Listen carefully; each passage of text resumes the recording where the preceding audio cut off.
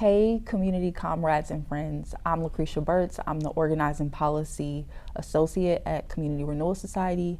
And today I'm joined by my guest, Marvin Slaughter, who's also my friend. And he's the Interim Director of the African American Leadership Policy Institute. And he's also a member of our Economic Justice Issue Team. Thank you for joining me today, Marvin. Yeah, and so today we will be addressing reparations, and Marvin's here to help us break it down. So Marvin, let's get to the root of it. Why reparations? Why now?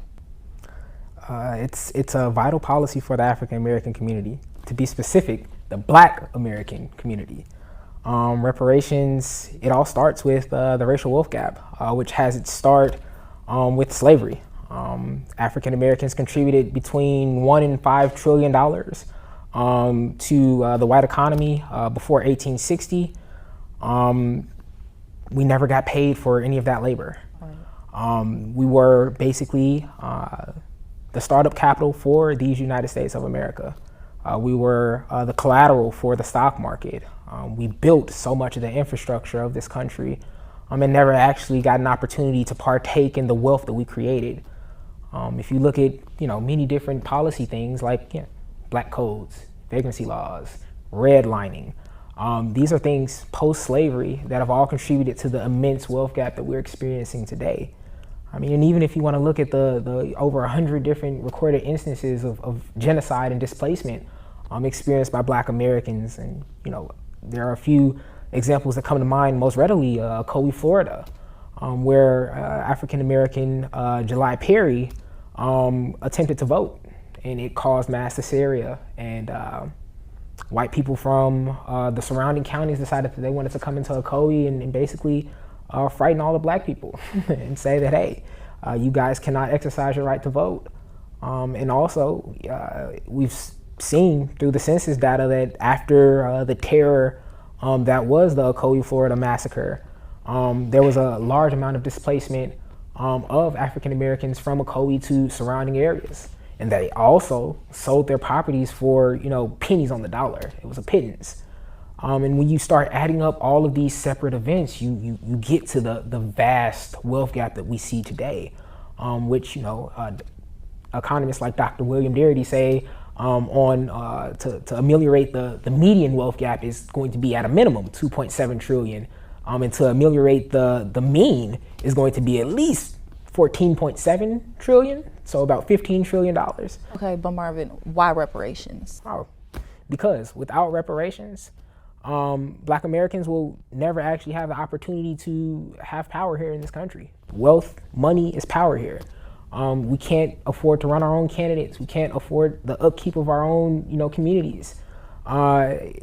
Unfortunately, without that wealth, without that undergirding, we don't have the ability to be self-deterministic. But why not, free education or some other universal policies maybe? Why not that? Yeah. The typical a rising tide lifts all boats theory, and it's proven to be wrong.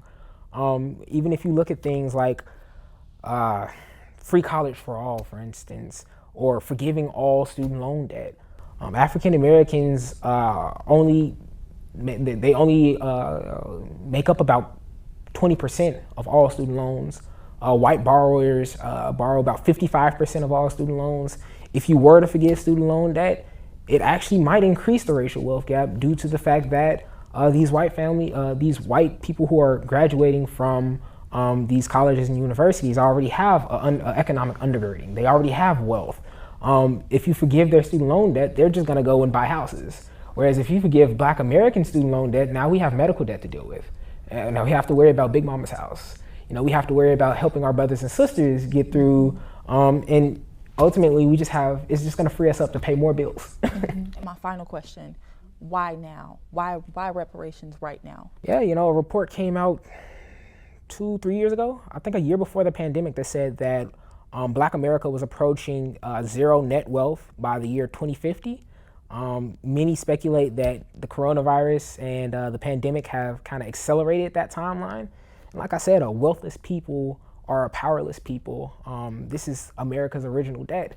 And I mean, even if you wanted to talk about the biblical origins of reparations, and you look in Exodus when God told the Israelites to go to the Egyptians and ask for silver and gold before they left Egypt, they went and did that.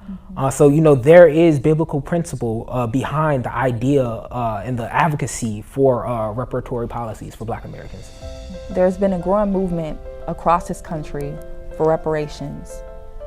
I believe we're at the precipice of making reparations real. And that's why, in honor of Martin Luther King Jr.